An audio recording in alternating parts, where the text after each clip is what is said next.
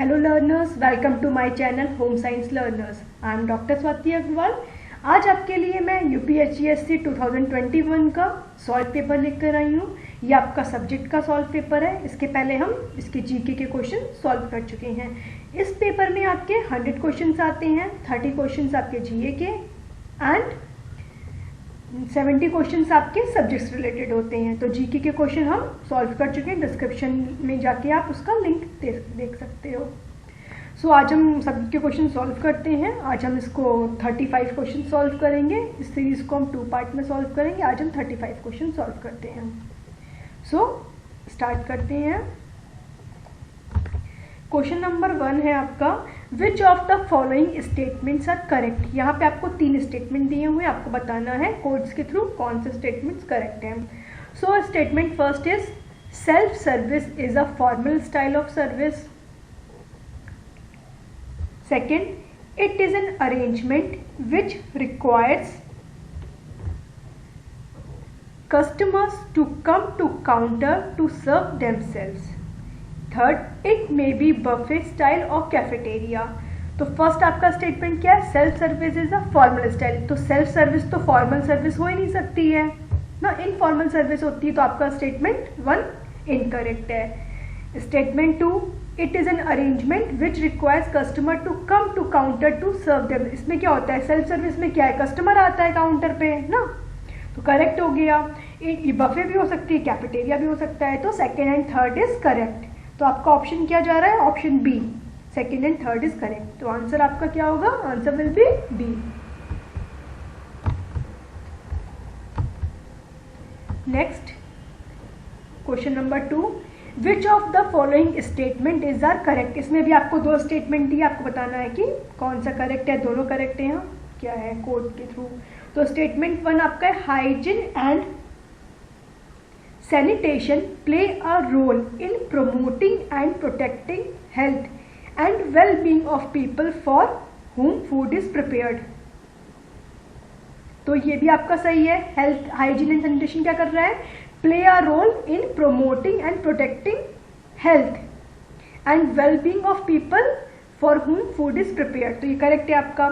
Second, safety implies the concern for providing conditions at work which will protect people from accidents and injury. तो safety क्या करती है? आपको protect कर रही है एक्सीडेंट और इंजरी से। तो आपके इसमें क्या है? दोनों ऑप्शन करेक्ट हैं। तो आंसर आपका क्या हो गया?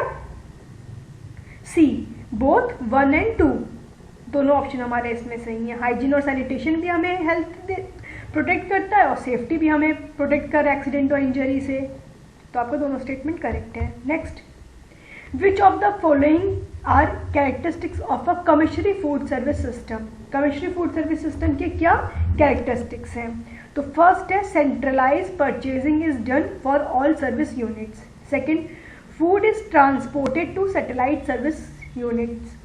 All convenience and prepared foods are purchased, assembled and served. Purchase is for own unit. Last, central production kitchen is in building separate from servicing units. तो पहले हम एक बार इसका समझ लेते हैं कि कमिश्नरी फूड सर्विस सिस्टम क्या है, देन हम इसको सॉल्व करेंगे। कमिश्नरी फूड सर्विस क्या है? इसको सैटेलाइट फूड सर्विस सिस्टम भी कहते हैं, सेंट्रलाइज्ड फूड सर्विस सिस्टम भी कहते हैं। ठीक है, इसमें क्या होता है? In this system food is prepared centrally at one place पे हो रहा है centrally prepared, but it is distributed to several remote areas for final preparation and service.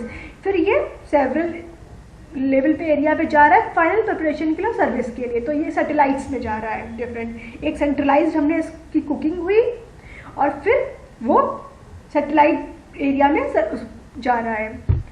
For example, there are chain of outlets like Coffee Day, Barista. यहाँ पे क्या होता है? Where the basic food items like ice cream, milk, cookies etcetera supplied from centralized kitchen से जो आपके main item है वो सप्लाई होते हैं। When a customer order a milk shake, it is prepared as per flavour and other ingredients, topping etcetera are added as per the customer wishes. जैसे customer ने जो इसको टॉपिंग चाहिए, जो भी उसको फ्लेवर चाहिए, उसके अकॉर्डिंग फाइनल प्रिपरेशन होकर मिल जाएगा। बट जो मेजर आइटम्स हैं वो आपके सेंट्रलाइज्ड किचन से प्रिपेयर होकर आ रहे हैं। अब इसका क्या एडवांटेज है? The advantage are that all the ingredients can be purchased in bulk, bulk में होगा तो हमारी मनी सेव होगी. There is no need for separate equipment and personnels to cook the food in each unit. अब यहाँ पे हमारे equipment के और वर्कर्स की डिमांड भी कम हो जाएगी.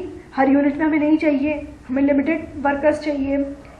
Uniformity of quality of products for all units can be assured and it is cost effective. हमारी क्वालिटी ना और टेस्ट सब सिमिलर रहेगा और एक ही जगह से कुकिंग होकर आ रही है, कॉस्ट इफेक्टिव रहेगा. क्लियर? अब हम इसको देख लेते हैं क्या स्टेटमेंट इसका करेक्ट है. Centralised purchasing is done for all service units, तो हमारी सेंट्रलाइज्ड हो रही है, करेक्ट हो गया आपका. Food is transported to satellite service unit, ये भी हमने बताया आपको सेंट्रलाइज्ड हो रहा है, फिर हम ट्रांसपोर्ट कर रहे हैं सैटेलाइट सर्विस यूनिट में, तो ये भी आपका करेक्ट हो गया. Third, all convenience and prepared foods are purchase assemble and, ऐसा इसमें नहीं हो रहा है, हम प्रिपेयर कर रहे हैं पर अपने सेंट्रलाइज्ड यूनिट पे प्रिपेयर कर रहे हैं, फिर हम सैटेलाइट यूनिट में इसको सेंड कर रहे हैं, बट हम ऐसा नहीं है कि हम प्रिपेयर्ड आइटम परचेज कर रहे हैं. ठीक है, तो ये आपका थर्ड गलत है. Purchase is for own unit, purchase हम अपने यूनिट के लिए कर रहे हैं, तो आप में इसमें दिख रहा है first second fourth, B answer आपका करेक्ट हो गया. क्लियर? आपसे इसमें ये भी बन सकता है कमर्शियली फूड सर्विस को अनदर नेम तो satellite food service system, centralised food service system, तो ये भी क्वेश्चन आपसे बन सकता है. ठीक है, अब नेक्स्ट आपका मेन्यू दिया है और उसकी क्या कैरेक्टरिस्टिक है. साइक्लिक मेन्यू, साइक्लिक मेन्यू क्या है? वीकली रोटेट हो रहा है, मंथली रोटेट हो रहा है, तो ये हॉस्पिटल, जेल, प्राइमरी स्कूल इन सब में हो गया. एला कार्टे क्या होता है? हमारा चॉइस मेन्यू होता है. जब हम रेस्टोरेंट में जाते हैं तो हमें मेन्यू कार्ड मिलता है, जो हमें चॉइस करना है कर ले, उसमें आपका प्राइस लिस्ट लिखा होता है. टेबल द होट मेन्यू सेट मेन्यू होता है, ये कोई बर्थडे पार्टी छोटा सा का सेट मेन्यू हो गया. सीक्रेट मेन्यू मतलब जो फूड आइटम्स अवेलेबल नहीं है, food items not available in hotel, वो सीक्रेट मेन्यू हो गया. तो आपका कौन सा ऑप्शन इसमें जा रहा है? ए का आपका 4, बी का आपका 2, सी का 1 और डी का आपका 3. तो answer A correct. Next, nyctalopia is cause due to deficiency of which nutrients. इसमें इन्होंने क्वेश्चन को थोड़ा सा बस ट्विस्ट कर दिया है. निक्टेलोपिया क्या है पहले हमको ये समझना है. तो nyctalopia also known as night blindness. अब आप लोग सब लोग समझ गए होंगे नाइट ब्लाइंडनेस किसकी डेफिशिएंसी से होता है? Vitamin A deficiency. इन्होंने बस नाइट ब्लाइंडनेस का नाम चेंज कर दिया है थोड़ा सा ट्रिकी करने के लिए क्वेश्चन. निक्टेलोपिया तो ये क्या है? Night blindness. तो हमको पता है ये विटामिन ए डेफिशिएंसी का सबसे पहला कैरेक्टरिस्टिक्स क्या है? Night blindness. तो आंसर आपका सी करेक्ट है. D, the outdoor play ground of nursery school should have minimum play space for पर चाइल्ड ऑफ. हम पर चाइल्ड को कितना स्पेस चाहिए नर्सरी स्कूल में? 2 स्क्वायर मीटर. पर चाइल्ड हमें 2 स्क्वायर मीटर स्पेस चाहिए. Answer B is correct. Next, example of complete segregated education for exceptional children is. अगर हम उन्हें सेग्रीगेटेड एजुकेशन देनी है, जो हमारे स्पेशल चाइल्ड, एक्सेप्शनल चाइल्ड है, कुछ उनको प्रॉब्लम है स्पेशल चाइल्ड, तो हमें रेजिडेंशियल स्कूल देना है. और अगर हमें उन्हें साथ में स्टडी करवानी है तो फिर हम इंक्लूसिव स्कूल में जाएंगे, वो उसी में उनको मर्ज करके पढ़ाया जाएगा. पर उनको अगर हमें सेग्रीगेट करके देनी है तो रेजिडेंशियल स्कूल में जाएंगे. तो आंसर सी इज आपका correct. Next, organization responsible for preventing unfair और deceptive trade practice in textile and textile product is. इसका क्या है? Federal trade commission. ये प्रिवेंट करता है जो भी अनफेयर प्रैक्टिसेस होती हैं टेक्सटाइल में, उसके लिए ये है commission, federal trade commission. Answer B is correct. हम आपको और भी एब्रिविएशन देख लेते हैं, एग्जाम में बहुत बार आपसे पूछ लेता है, नेट में तो स्पेशली आपसे आता है. AATCC क्या है? American association of textile chemist and colourist. ठीक है, घुमा के दे देता है कलरिस्ट एंड केमिस्ट या फिर अलग अलग नाम बना देगा. तो American association of textile chemist and colour, पहले केमिस्ट है फिर कलरिस्ट है. 1921 में है ये केमिकल टेस्टिंग इससे रिलेटेड है. फिर TFPIA textile fibre products identification act 1960 में आया है. ASTM American society for testing material, ये फिजिकल प्रॉपर्टी की टेस्टिंग के लिए है, ये 1902 में आया है.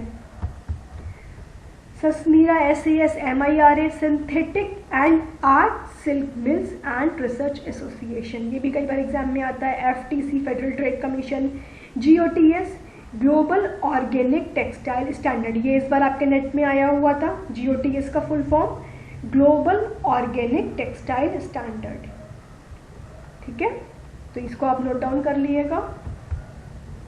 Next question, to prevent release of color during washing of fabrics made from protein fiber, which of the following can be used? ठीक है, हमें कलर को प्रोटेक्ट करना है, प्रिवेंट करना है, तो उसके लिए प्रोटीन फाइबर्स में हम क्या यूज़ करेंगे? विनेगर। प्रोटीन फाइबर की बात हो रही है। अगर ये सेलुलोजिक फाइबर होगा तो सॉल्ट और वॉशिंग सोडा यूज़ होता है, पर प्रोटीन नेचर में फाइबर है, उसमें से हमें कलर रिलीज को प्रिवेंट करना है, उसके लिए हम विनेगर यूज़ करेंगे। विनेगर क्या हो गया आपका? एसिटिक एसिड, सिरका जिसको हम बोलते हैं लोकल लैंग्वेज में सिरका। तो आंसर ए आपका करेक्ट हो गया। अब विनेगर का एक और यूज़ है, जब हम कपड़े में अगर कभी ज़्यादा नील लग जाती है, ब्लूइंग ज़्यादा हो जाती है, तो उसके लिए हम विनेगर को यूज़ करते हैं, ठीक है। ये लास्ट टाइम आपका नेट में क्वेश्चन पूछा हुआ था। Which of the following is obtain from leaf, leaf से कौन सा मिलता है? Palm, hemp, milkweed, kapok. तो इसको पहले हम एक बार इसका एक्सप्लेनेशन देख लेते हैं, फिर आपको क्लियर होगा। फाइबर को हम क्लासीफाई करते हैं नेचुरल फाइबर में, आर्टिफिशियल फाइबर में। हम नेचुरल फाइबर की बात कर रहे हैं, vegetative fibre, animal fibre, mineral fibre, तीन हम फाइबर को कैटेगराइज कर सकते हैं। वेजिटेटिव फाइबर को फर्दर क्लासीफाई करते हैं तो जो हमें सीड्स से ऑब्टेन होते हैं, इसमें कॉटन का पोक आता है, स्टेम में हमारा लिनन, जूट, हेम्प, रेमी, सन आता है, लीव्स में हमारा पिना, सीसल, अबाका, पाम, फ्रूट बाक में हमारा कॉयल, एनिमल सिल्क वूल हो गया, मिनरल में गोल्ड, सिल्वर, एस्बेस्टस। ये नेचुरल फाइबर्स की बात हो रही है। अब क्वेश्चन आपसे पूछा है लीफ फाइबर, तो इसमें आप देख रहे हैं लीफ फाइबर में क्या है? पाम। हाँ, हेम्प क्या हो गया? स्टेम फाइबर हो गया, कापोक आपका सीड फाइबर हो गया। तो आंसर आपका क्या हो गया? Palm, A correct. क्लियर, उसको नोट डाउन कर लिएगा। विच फाइबर इज विथ सीड, ये भी हमने अभी जो पढ़ा है, सीड में आपका क्या है? कॉटन, कापोक, तो इसमें आपका क्या है? कॉटन। तो आंसर क्या हो गया? B. Next, which of the following hold the bobbin in the sewing machine, sewing machine में बॉबिन को कौन होल्ड करता है? ये जो आपको हुक दिख रहा है, इसको क्या बोलते हैं? ऑक्सीलेटिंग हुक, इसी में हम बॉबिन को फिट करते हैं। Answer is C, oscillating hook.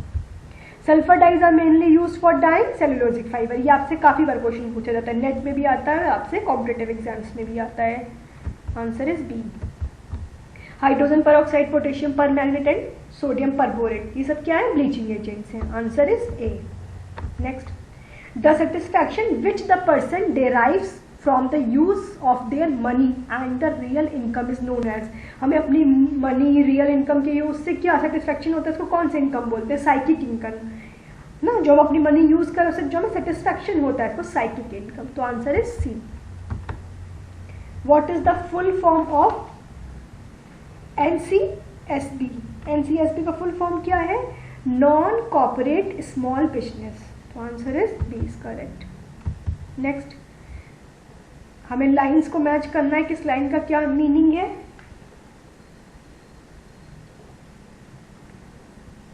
Vertical line ना, horizontal line, diagonal line, straight line. तो डायगोनल लाइन हमारी क्या शो करती है? डायगोनल लाइन डायनेमिक्स ना, डायनेमिक्स को, मूवमेंट्स को शो कर रही है, डायनेमिक्स। तो आपका क्या हो गया? डायगोनल लाइन, क्योंकि इजी है आपका सी का 2, सी का 2 हमारा इसमें जा रहा है, ठीक है। आपका वर्टिकल लाइन, हॉरिजॉन्टल, स्ट्रेट, तो आपका वर्टिकल स्ट्रेट तो हो गया, हॉरिजॉन्टल को हम पहले देख सकते हैं, हॉरिजॉन्टल है तो वो हमारा क्या शो करेगा? रेस्ट को, बी का 1। अब आपको थोड़ा सा कंफ्यूजन वर्टिकल और स्ट्रेट में हो रहा होगा ना, तो वर्टिकल लाइन आपका क्या शो कर रहा है? डिग्निटी, और स्ट्रेट लाइन आपका क्या शो कर रहा है? रिजिड, ठीक है, स्ट्रेट है मतलब वो रिजिड है, थोड़ा सा इसको बस ध्यान दिएगा, वर्टिकल और स्ट्रेट को। सो आंसर आपका क्या हो रहा है? सी। नेक्स्ट, assertion रीजन है management is a continuous process, in this includes planning, controlling, evaluating in a specialised manner. तो ये तो हमारा सही है ना, management play an important part in the development of human being in a family, ये भी हमारा सही है, दोनों सही है, पर आर इसका कोई करेक्ट एक्सप्लेनेशन नहीं है तो दोनों करेक्ट, बट करेक्ट एक्सप्लेनेशन नहीं है। तो क्या इसमें आपको मिल रहा है? Both A and R correct, R is the correct, तो आर करेक्ट एक्सप्लेनेशन है नहीं, तो ये तो गलत हो जाएगा। ठीक है, और हमारा ऐसा भी नहीं कि एक सही दोनों सही है, A is correct but R is not the correct explanation of A, so answer is B is correct. Next, which who is the present governor of RBI? RBI के इस समय प्रेजेंट गवर्नर कौन है? शक्तिकांता दास। ठीक है, ये किस नंबर के हैं? 25 नंबर के बने हैं आरबीआई गवर्नर। तो थोड़ा सा करंट का भी आपको देखिए क्वेश्चन पूछा जा रहा है, ऐसा नहीं कि एकदम आपसे बुक से ही क्वेश्चन पूछ लिए हैं। तो थोड़ी करंट की चीज़ें, क्योंकि आपका ये किसका पार्ट हो गया? एफआरएम का, उसमें मनी और सेविंग और अकाउंटिंग बैंक हम पढ़ते हैं, तो वहाँ से इन्होंने करंट में ये क्वेश्चन ले लिया है। कुछ आपको बैंक के बारे में भी नॉलेज होनी चाहिए। Answer B is correct. Next, the word ergonomics comes from the language. Ergonomics किस लैंग्वेज से आया है? तो ये ग्रीक वर्ड है, ग्रीक लैंग्वेज से आया है। ठीक है, ergonomics derives from 2 words, Greek word से बना है 2, ergon and nomos. Ergon means work and nomos means natural laws. This word is given by Grandjean, father of ergonomics. Grandjean को बोलते हैं, कई बार आपसे मैच द फॉलोइंग में आता है। The study of people's efficiency in their working environment is known as ergonomics. Clear? तो ये क्या है? आपका ग्रीक वर्ड है। Answer D is correct, Greek word. अब next question, primary, secondary, tertiary और हर्मेटिक सील्ड कंटेनर। तो प्राइमरी कंटेनर क्या हो गया? इसको पहले हम पिक्चर से समझ लेते हैं। ये हमारा प्राइमरी कंटेनर जो हमारा मेन पैकेज हो गया, फिर इसको हम इस कार्टन में भर रहे हैं तो ये सेकेंडरी हो गया, पर इसके नंबर्स ऑफ पैकेज हम लगा रहे हैं तो ये टर्सरी हो गया। ठीक है, तो प्राइमरी आपका क्या हो गया? Primary comes in direct contact with food. अभी हमने पिक्चर में देखा डायरेक्ट कॉन्टेक्ट विद फूड है ये। ठीक है, सेकेंडरी आपका हो गया outer box that hold several cans. ठीक है, फिर आपका क्या हो गया? टर्सरी में आपका group several secondary cottons together into shipping unit, अभी हमने देखा।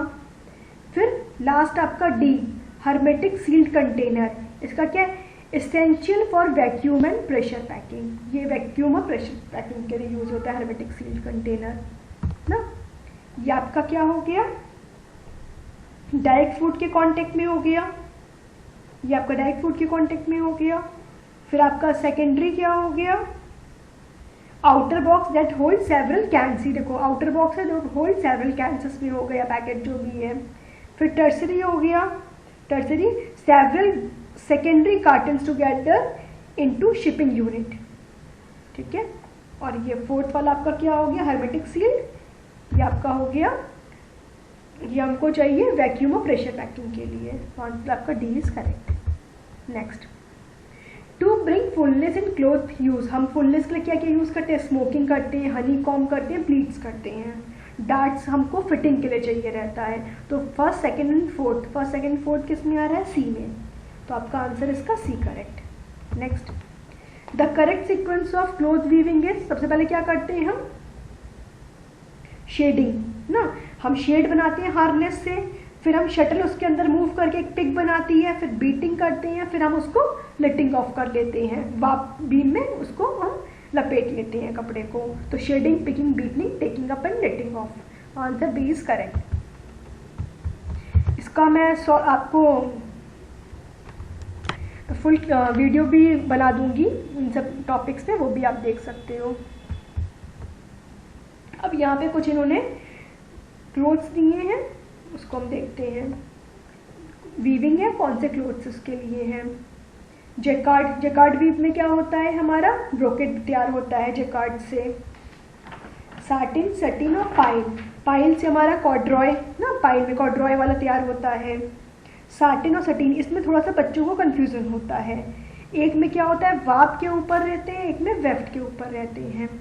ठीक है, तो सटीन में क्या आपका ई आ रहा है, तो इसमें ई आ रहा है, ऐसे याद रख सकते हैं। सटीन का क्या होगा? वेफ्ट। और साटिन का वाप, क्योंकि इसमें ई है इसमें ई है, तो इस तरीके से आपको कंफ्यूजन ना हो। सटीन में वेफ्ट वाले ऊपर रहते हैं और साटिन में वाप के ऊपर रहते हैं, मतलब इसमें लॉन्गिट्यूडनल ऊपर रहते हैं साटिन में। तो आपका इसका आंसर क्या जा रहा है? सी। मैच कर लीजिए आप सी में। ए का फोर्ड ब्रोकेड, बी का आपका क्या हो गया? सैटिन का वाप, सैटिन का वेफ्ट और पाइल का corduroy. A short women should wear clothes with, अगर शॉर्ट वुमेन है तो वो कैसे कपड़े पहनेगी? वो हमारे लॉन्गिट्यूडनल पहनेगी ना, ताकि वो लंबी दिखे, तो वर्टिकल लाइंस के। Answer A is correct. To remove the stain of paint, paint के लिए क्या यूज करेंगे? टर्पेंटाइन ऑयल यूज करेंगे हम, C. Next, which of the following finishes enhance comfort and after care properties? तो इसमें आपका क्या है? Durable press and anti static, ये दोनों हमारी फिनिशेस कंफर्ट और आफ्टर केयर को इन्हांस करती हैं। ठीक है, ये आपका नेट में भी क्वेश्चन आया हुआ है। The pictorial view of proposed house is called perspective. ये सब क्वेश्चंस आपके नेट के हैं। अगर आप कोई भी कॉम्पिटिटिव एग्जाम दे रहे हैं तो आप 5 to 6 ईयर्स नेट के क्वेश्चन पेपर सॉल्व करके जाइए, आपको बहुत हेल्प मिलेगी। Number of temporary teeth, milk teeth कितने? 20, answer D. Next, who gave the theory based on hierarchical structure of need? Hierarchical structure of need Maslow की है, इसको हम पढ़ लेते हैं। इन्होंने 5 स्टेप्स बताए हैं। सबसे पहले क्या है? फिजियोलॉजिकल नीड हमारी फुलफिल होनी चाहिए, फिर हमारी सेफ्टी की, सिक्योरिटी की, देन हमारी लव की, सोशल नीड फुलफिल होती है, देन एस्टीम, फिर लास्ट में सेल्फ एक्चुअलाइजेशन। तो इन्होंने 5 स्टेप्स दिए हैं। Maslow hierarchy of needs. Select the educable group of students from the following group indicating different IQ levels. ये थोड़ा सा ट्रिकी क्वेश्चन है, इसका कोई करेक्ट आंसर तो नहीं समझ में आया है। अकॉर्डिंग टू आपका आंसर कि इसका 50 to 70 है।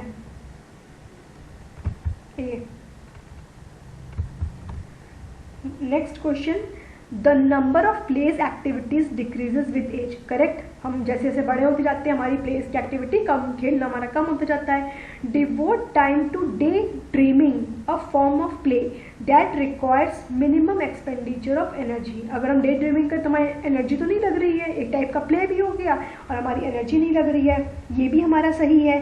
बट कोई हमारा ये रीज़न ए का कोई हमारा ये एक्सप्लेनेशन नहीं है कि हम डे ड्रीमिंग कर रहे हैं इसलिए हमारा टाइम कम हो गया है। ठीक है, नंबर ऑफ प्ले एक्टिविटी हमारा कम हो गया है, तो इसका करेक्ट एक्सप्लेनेशन नहीं है।